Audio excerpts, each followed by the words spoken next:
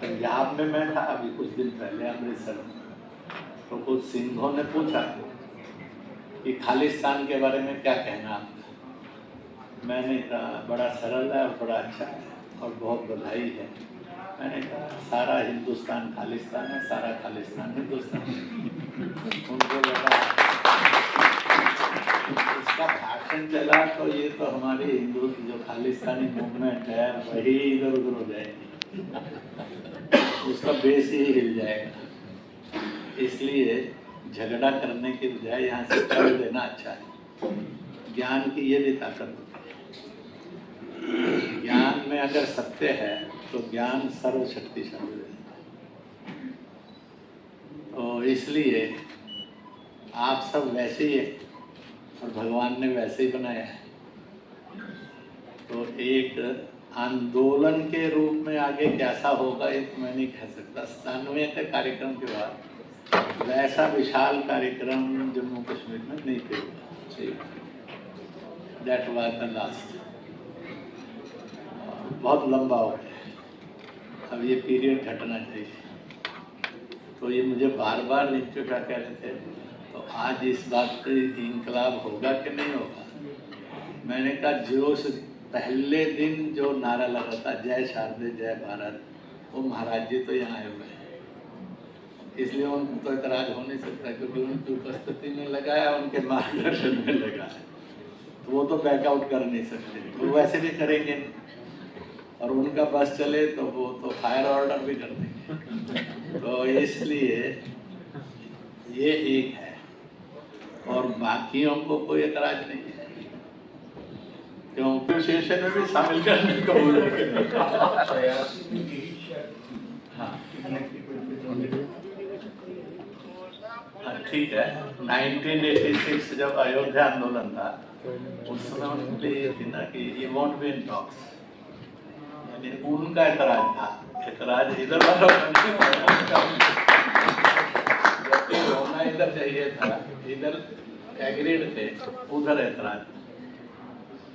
तो अब शायद जरूरत ही नहीं पड़ेगी नेगोशिएशन की, वो शायद जल्दी से मानी जाए। तो मैंने उस समय की ये घटना और ये भी सुनी। वैसे घटनाओं में चमत्कारिक घटनाएं भी वहाँ से हैं। राजा थे, उनके कान जो थे ना 3 गुना बड़े थे, बड़े भद्दे लगते थे। तो किसी ने कहा तो वहाँ गए, स्नान किया और पूजा की, तो वो एक नॉर्मल आदमी हो गए। उन पर भी बड़ी कथाएं चलती हैं।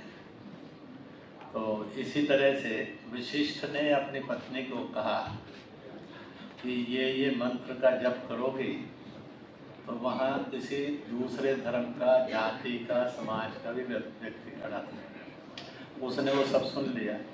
उसने अपनी पत्नी को वो मंत्र बताया कि अपने को भी संतान नहीं है। वशिष्ठ ने कहा इसका जप करोगे और सिद्ध करोगी तो संतान मिल जाएगी। उससे एक विद्वान की उत्पत्ति हुई थी, शांडिल्य, और बाद में शांडिल्य के नाम से जाना है। ऐसी अनेक प्रकार की छोटी बड़ी कथाओं का संग्रह भी माँ शारदा के साथ है।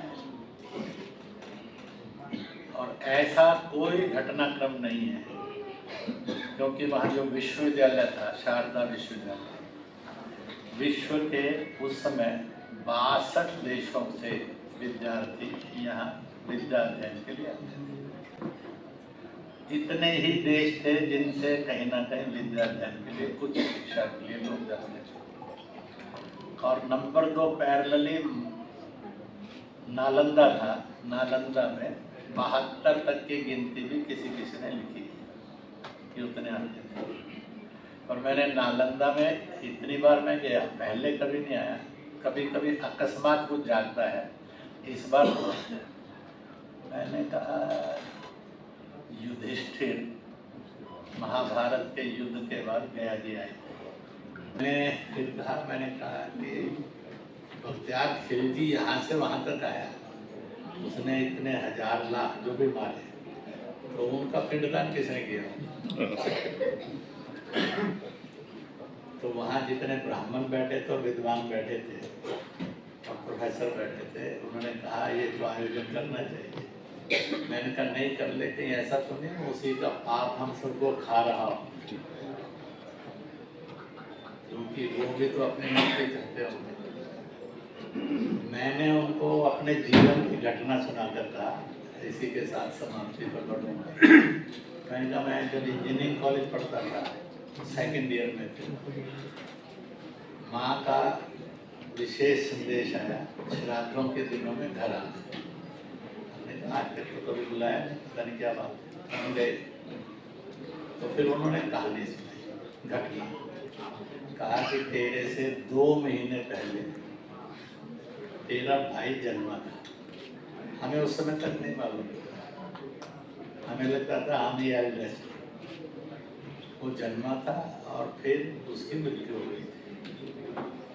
कभी वो आया नहीं है, सबका करते थे पिंडदान, पिंड ये जो होता है सारा घरों में जैसे रिवाज हैं करते हैं।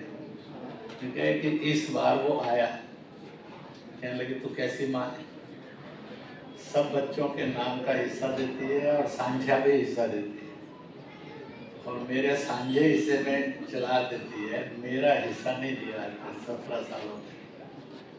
तो इसलिए बुलाया है कि सब मिलकर उसका हिस्सा भी देना है और आगे। तब मुझे पहली बार पता लगा जीवन में कि मेरे से भी 2 महीने पहले एक भाई मिला था और वो मृत्यु को प्राप्त हो गया। तो ये हमारे साथ घर में घटी हुई घटना थी, इसलिए I am believer to that. तो इसलिए उसमें से मैंने उनको बताया, कहते हो सकता है।